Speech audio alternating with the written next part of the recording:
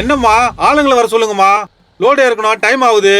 இல்ல நான் தான் இறக்கணும்னா எனக்கு கொஞ்சம் ஹெல்ப் பண்ணுங்க, நான் அப்படியே எடுத்துட்டு போயிடுறேன். நீ எடுத்துட்டு போறியா? பாக்ஸ் எல்லாம் பார்த்தல்ல, உன்னால தூக்க முடியாதுமா, ரொம்ப கஷ்டம். போய் ஆம்பளைங்க யாராவது வர சொல்லுமா. கொஞ்ச நேரத்துக்கு முன்னாடி ஒருத்தர் வந்தாரு, அவர் எங்கம்மா? யோ என்னையா லோடு இறக்காம அங்கே போயிச்சு? சார் லோடு இறக்கிறதுக்கு இந்த பொண்ணு வந்திருக்கு சார், அவரே அனுப்பி விடுங்க சார். அதான் அனுப்பிட்டேனே, அதெல்லாம் இறக்குவாங்க. நீ லோடு இறக்கி அனுப்பு. சார் இந்த பொண்ணு எப்படி சார்? சொல்றது செய்யா நீ. அவங்க சரக்கு ஏத்தலாம் இல்ல நீயா ஏத்துறியா? அண்ணா நீங்க கொஞ்சம் ஹெல்ப் பண்ணுங்க, நான் அப்படியே எடுத்துட்டு போயிடுறேன்.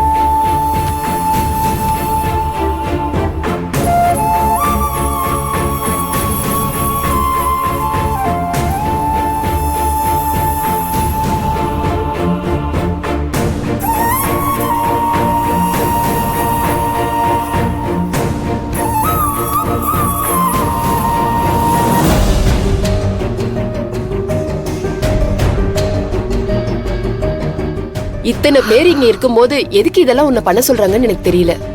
இரு, நானும் உனக்கு ஹெல்ப் பண்றேன். இல்ல இல்ல வேணாம் யமுனா, நான் அப்படியே இதை தூக்கிட்டு போயிடுறேன். உன்னால மட்டும் எப்படி முடியும்? நானும் ஹெல்ப் பண்றேன். வா. இவன பண்ணிட்டு இருக்கா அவ கூட? ஏய் யமுனா, இங்க வா ஒரு நிமிஷம்.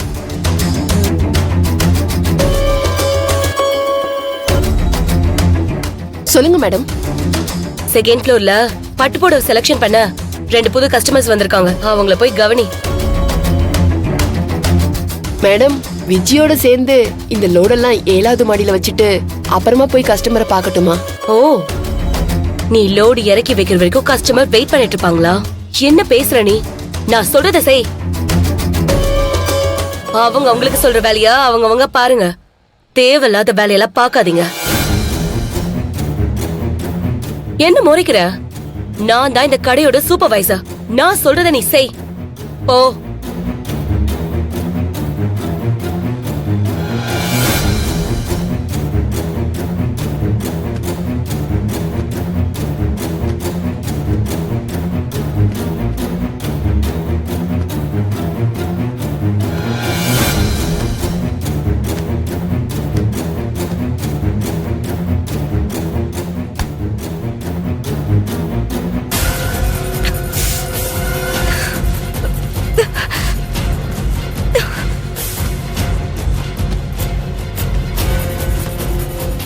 பார்க்கறதுக்கே பாவமா இருக்கு.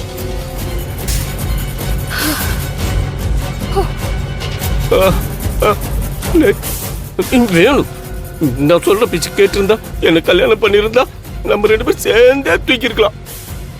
உனக்கு இது வேணும். என்ன திட்டினல்ல? சுந்தரபாண்டி ஒரு நிமிஷம் வாங்க. நான் வந்துட்டேன்.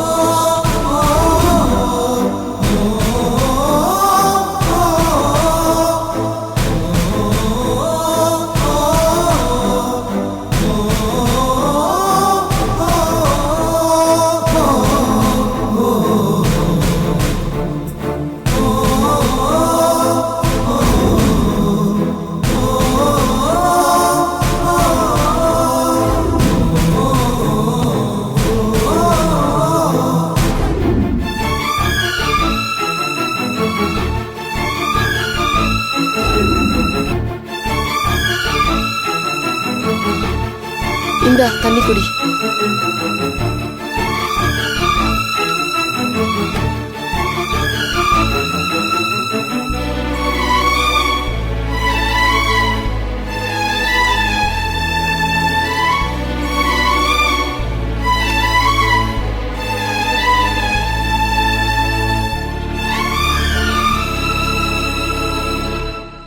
ஏன் விஜி உன்னை இந்த அளவுக்கு டார்கெட் பண்றாங்க? உங்க அண்ணி லாவண்யா இப்படித்தானே தெரியும். ஆனா அந்த சுந்தரபாண்டி அண்ணனுக்கு என்ன ஆச்சு? அவர் உன்கிட்ட இந்த மாதிரிலாம் நடந்துக்க மாட்டாரே. அவன் என்கிட்ட ஒரு விஷயம் எதிர்பார்த்தான். அவன் எதிர்பார்த்தது நடக்கல. அதுக்குதான் இப்படி எல்லாம் பழி வாங்குறான். என்ன சொல்ற விஜி? உன்கிட்ட என்ன எதிர்பார்த்தாரு? ஒண்ணும் இல்ல யமுனா. அவன மாதிரி சில ஆம்பளைங்க பொண்ணுங்க கிட்ட பெருசா என்ன எதிர்பார்த்துட போறாங்க. அந்த ஒரு விஷயத்துக்கு நான் அனுசரிச்சு போகல. அதை தாண்டி அவனை நான் கல்யாணம் பண்ணிக்கணும்னு வேற சொன்னான். அதுக்கும் நான் ஒத்து வரல. அதனாலதான் இந்த பழி வாங்குறதெல்லாம். இதான் அவனோட இயல்பான குணம்னு சொல்லி இப்பதான் தெரியுது. இவனை மாதிரி ஆளுங்களெல்லாம் தாண்டி ஒரு பொண்ணு எப்படி இந்த சமூகத்துல ஜெயிச்சு வராங்கன்றதுதான் நமக்கான சவாலே. சி, என்ன ஜென்மங்களோ தெரியல விஜி. நீ ஏன் அவனை சும்மா விட்ட விஜி? 4 அறை விட்டு ஓனர் கிட்ட கம்ப்ளைண்ட் பண்ண வேண்டியதானே? என்னன்னு சொல்றது? விடு யமுனா. இவனை மாதிரி ஆளுங்களெல்லாம் நம்ம வாழ்க்கையில கடந்து வந்துதானே ஆகணும். இதுக்கெல்லாம் நம்ம ரியாக்ட் பண்ணிட்டு இருக்க கூடாது. அப்படியே விட்டுறணும். திருப்பி அடிக்கிறத விட கண்டுக்காம போறது தானே எதிராளிக்கு கடுப்பு அதிகமாகும். பேசாம நான் உனக்கு எங்கேயாவது வேலை பார்க்கட்டுமா விஜி? ஒரு பக்கம் உங்க அண்ணி லாவண்யா, இன்னொரு பக்கம் அந்த சுந்தரபாண்டி. இவங்க டார்ச்சரை வச்சுக்கிட்டு நீ எப்படி இங்க நிம்மதியா வேலை பார்ப்ப?